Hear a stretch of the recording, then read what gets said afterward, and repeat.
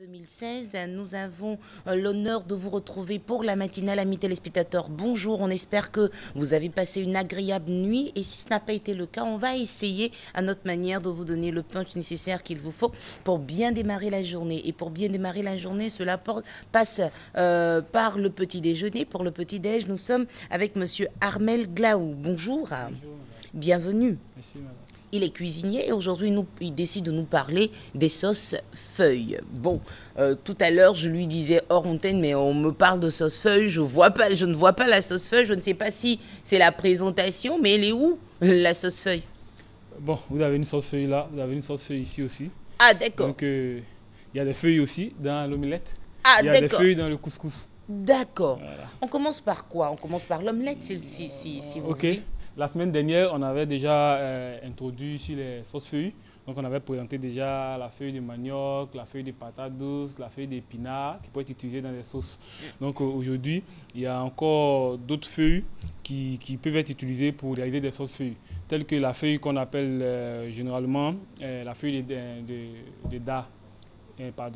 Oui, des dards qui est utilisée pour réaliser, généralement à l'ouest, on appelle ça le zrin. C'est cette feuille-là qui est là. Vous avez la feuille qu'on retire, on équette les feuilles. Et puis juste, on va les piler dans un mortier. On a juste la pilée qui est là. On les fait pas bouillir. Hein. Non, on ne les fait pas bouillir. Ces feuilles-là, on pile directement. On pile directement. On a l'appareil qui est là, on garde. Et puis on va juste choisir soit de la viande, du poisson, fumé ou frais comme on le veut. On va commencer par un jus. C'est-à-dire, on met notre viande, on va les faire suer un peu. On mouille, on assaisonne.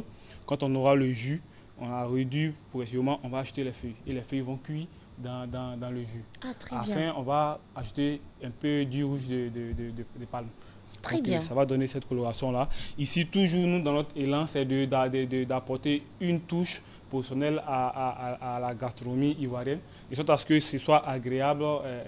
Mais généralement, ce plat se consomme plus dans quelle région de notre pays? Bon, comme j'ai dit, c'est à l'ouest. À l'ouest. À l'ouest, par exemple, Diokwé, Bangolo, jusqu'à Man. Très Voilà, bien. quand vous dites zrin. Mais souvent, on nous dit qu'il faut d'abord faire cuire les feuilles, retirer l'eau pour éviter que la sauce soit amère. Ça, il n'y a pas de souci? Non, ça, il n'y a pas de souci. Il y a des feuilles qui nécessitent ce procédé-là.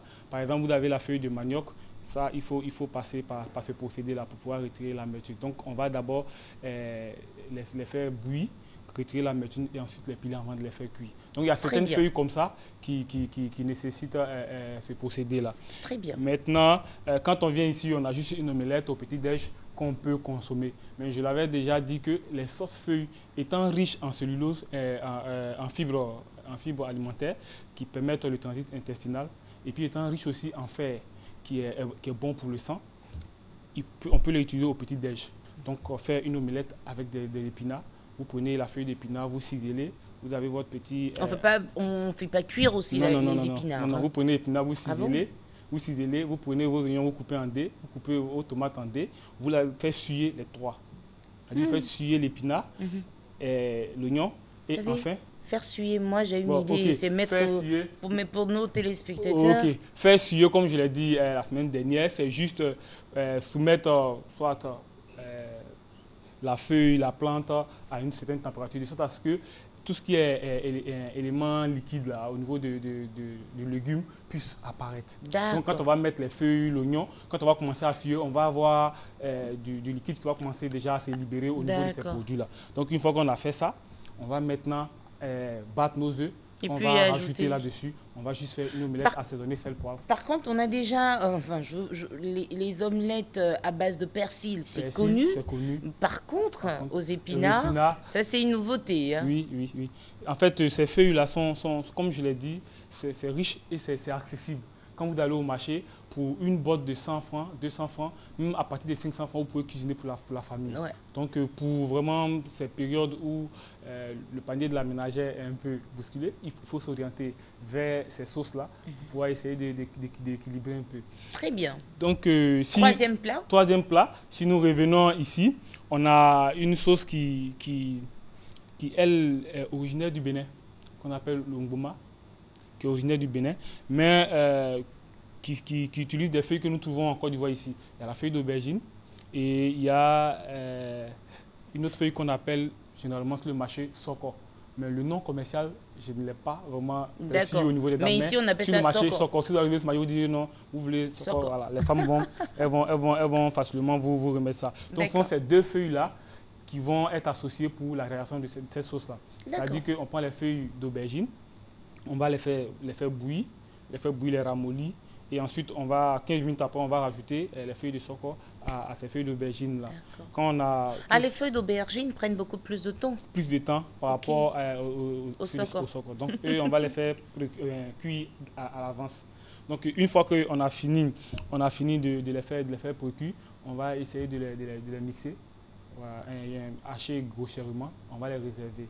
Donc, on va partir maintenant sur un jus coulis de tomate, c'est-à-dire qu'on va peut-être broyer notre tomate fraîche, la réduire en coulis. On va prendre juste la tomate concentrée aussi, qu'on va délayer dans de l'eau, on va mettre à côté. La poudre de crevettes, les assaisonnements qu'on veut pour parfumer notre produit. Donc, on commence soit par exemple le poisson émietté, la viande émiettée, on va les faire revenir dans de l'huile avec des légumes.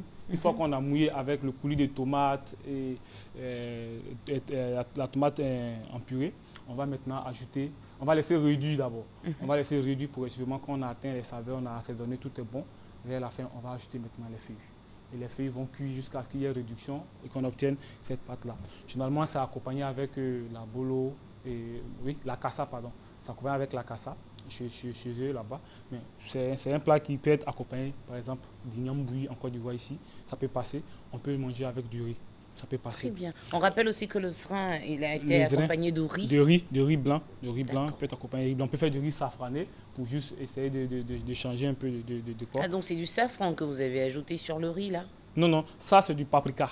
C'est du paprika. C'est du paprika doux qui est juste dessus. Maintenant, pour finir, on a juste un dernier plat. Je dis que toujours ces feuilles-là peuvent être utilisées dans d'autres préparations. On a par exemple du couscous qu'on fait à la maison. On incorpore souvent des raisins secs délayés dans de l'eau. On même incorpore du maïs doux, tout. On peut incorporer ces feuilles-là. Mais comment incorporer les feuilles et quelles sont les feuilles qui peuvent passer avec le couscous? Bon, généralement la feuille qui s'adapte à plusieurs préparations à la fois, c'est la feuille d'épinard. Ah. La feuille d'épinard qui s'adapte généralement à plusieurs préparations. Vous pouvez la trouver par exemple dans les fritures, vous pouvez la trouver par exemple dans des grillades, vous pouvez la trouver par exemple dans des entrées, vous pouvez la trouver vraiment dans plein de préparations. Donc ici, on va prendre notre feuille d'épinard qu'on va ciseler. Une fois ciselé, on va émincer des oignons, émincer de la tomate, hacher juste un peu d'ail. On va commencer par faire tomber les oignons.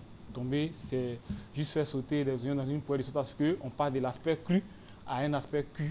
Et le légume est ramolli carrément. Très bien. Voilà. Donc, une fois qu'on a fait tomber les oignons, la tomate et, comment dirais-je, les feuilles d'épinards ciselées, on va les assaisonner, tout, parfumer.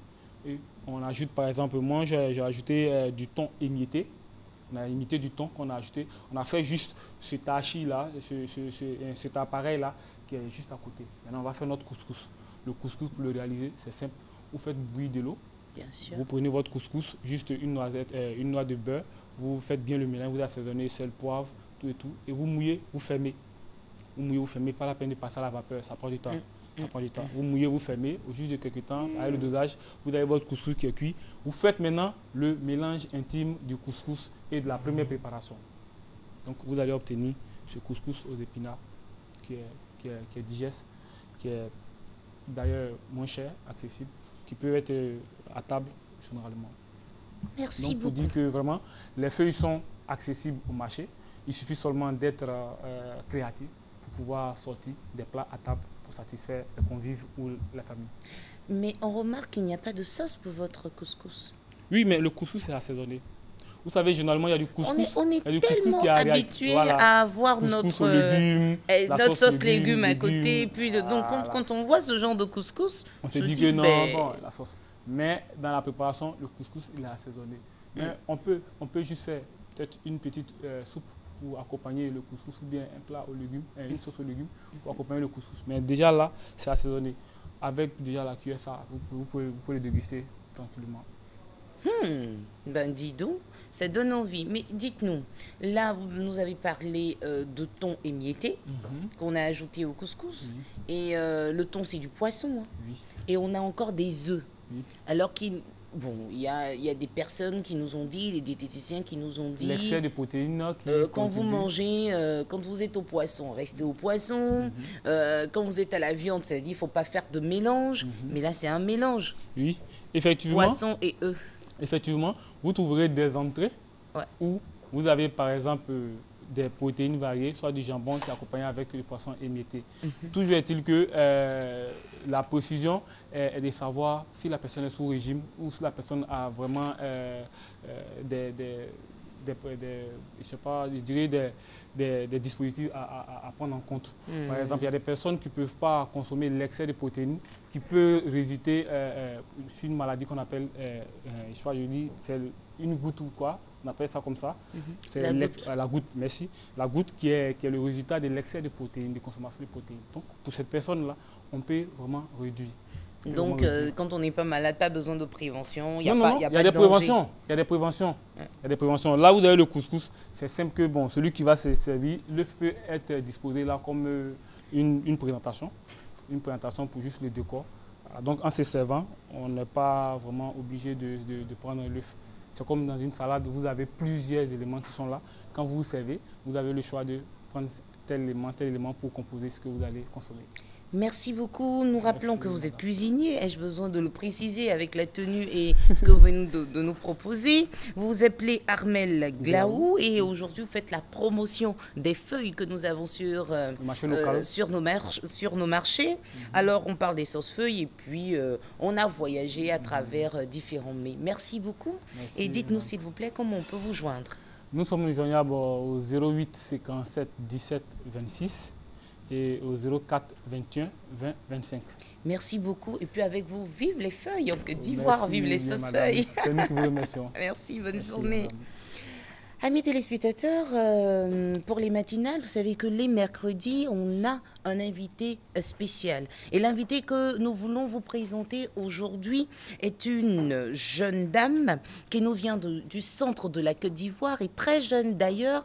Déjà, on l'appelait Alexis Colby pour ceux qui ont regardé cette grande saga qu'on a appelée Dynastie. Alexis Colby qui avait une façon particulière de s'habiller, la classe et puis cette petite note de bourgeoisie qui l'accompagne. Et bien cette jeune dame faisait un peu tout comme Alexis Colby et c'est pour cela que ses amis l'ont surnommée Alexis Colby. Elle avait un rêve, devenir une star. Elle a essayé depuis Thiébissou d'y arriver. Malheureusement, ça n'a pas marché pour elle. Mais à partir de Yamoussoukro et Abidjan, il y a eu un déclic et depuis plus de 20 ans, elle nous égaye. Amis téléspectateurs, regardez ces images, vous comprendrez de qui nous parlons ce matin.